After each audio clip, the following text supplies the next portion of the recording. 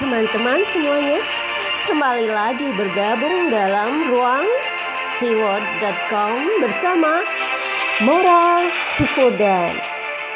Tak terima borok terbongkar, Balai Kota DKI kerahkan pasukan habisi Risma. Ya, akhir-akhir ini isu belusukan settingan Risma kembali digoreng oleh pihak sebelas. Sedemikian jahatnya mereka mau menghabisi Risma menggunakan hoax. Mereka mengerahkan seluruh kemampuan hanya untuk menutupi borok gubernur seiman. Sampai-sampai wakil gubernurnya pun tiba-tiba jadi pikun dan lupa. Katanya dari dulu DKI tidak ada tunawisma atau gelandangan. Ya, padahal menghadapi Risma itu cukup gampang. Kerjakan tugasmu, selesaikan persoalan yang ada. Jangan malas-malasan saja. Itu cukup, tidak perlu ngeles, mencari-cari alasan. Apalagi mau membantah dan menyerang balik. Kelar hidup lo. Ya, Risma sudah 2 periode memimpin kota besar Surabaya dan berakhir gemilang.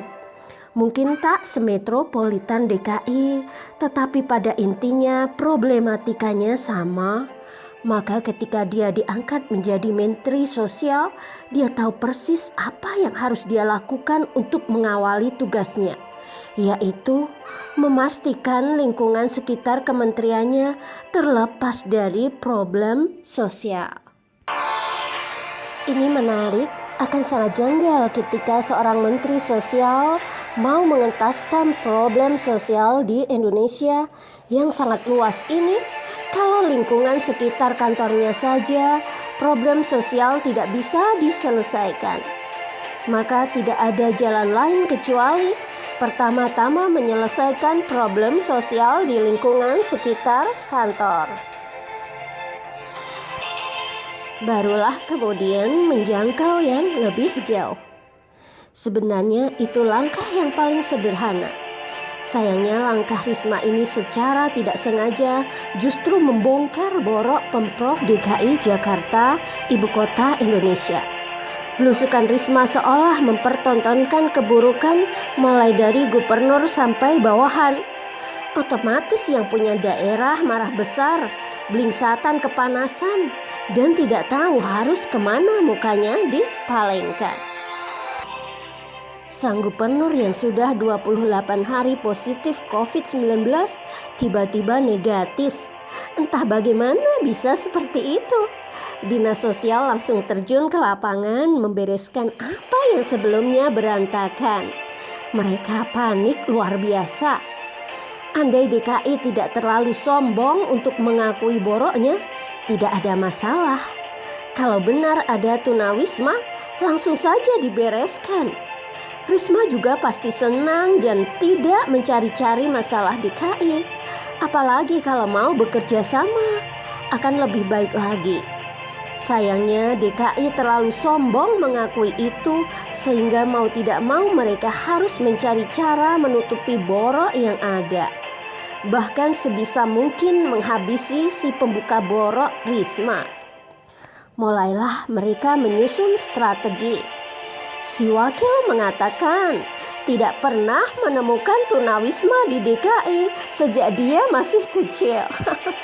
Sang gubernur meminta dinas sosial memastikan apakah yang ditemui Risma itu benar-benar tunawisma. Pasukan Balai Kota DKI pun mulai membantah sana-sini. Mereka menyuruh Risma untuk memperhatikan tunawisma dan kemiskinan di Jawa Timur. Ada pula yang membandingkan kemiskinan di Jawa Timur dengan di DKI. Lebih menggelikan lagi, terutama bagi warga Surabaya. Pasukan Balai Kota DKI menunjukkan keadaan tunawisma di bawah Tol Waru dan mempertanyakan kenapa Risma dulu tidak belusukan ke sana. Mereka tidak tahu kalau tempat yang mereka tunjukkan itu berada di Sidoarjo, bukan Surabaya. Bagaimana mungkin Risma belusukan ke Sidoarjo? Bisa-bisa diusir oleh bupatinya. Tidak berhenti sampai di situ. Serangan mematikan digencarkan melalui media sosial dengan menebar isu bahwa belusukan Risma itu adalah settingan. Orang yang ditemui Risma itu adalah orang PDIP, seorang penjual lukisan yang tiba-tiba berada di tempat lain dan bertemu dengan Risma. Intinya, Risma diisukan sedang bermain drama. Isu belusukan settingan Risma itu kemudian di-blow up di media sosial, dijadikan berita oleh media arus utama dan kembali jadi bahan pembicaraan di media sosial. Mereka berharap dengan begitu Risma akan jatuh dan habis dibully. Sayangnya serangan itu walau sebenarnya mematikan, terlalu mudah untuk dibantah. Kenapa? Karena memang tidak ada belusukan settingan. Risma benar bertemu tunawisma.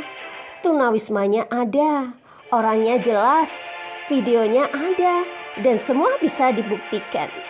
Sementara isu mereka yang juga diverifikasi dan ternyata hanya hoax. Sedemikian jahatnya mereka mau menghabisi Risma menggunakan hoax.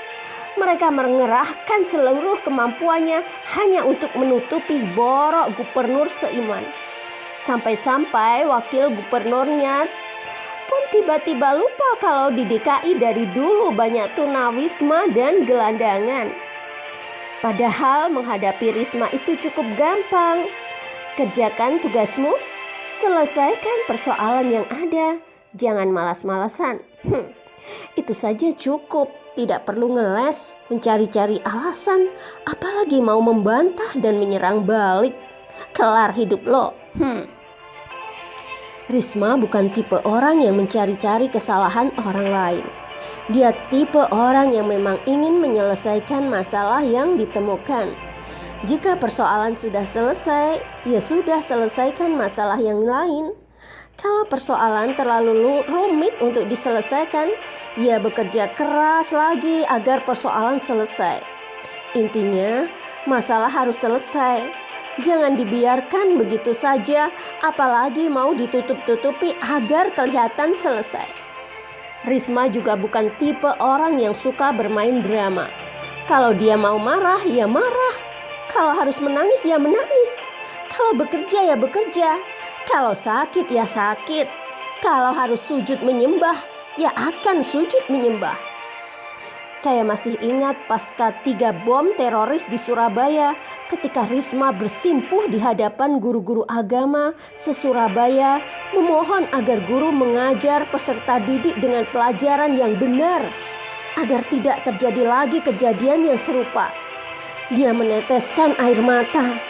Jadi kalau warga DKI dan pasukan balai kota mau coba-coba menghabisi Risma dengan hoax, sudahlah, simpan saja tenagamu. Kami tahu Risma karena kami sudah merasakan kepemimpinannya. Oke, salam dari rakyat jelata. Demikianlah apa yang ditulis oleh Mora Sifudan. Bagaimana menurut Anda teman-teman? Terima kasih atas waktu dan kesempatannya.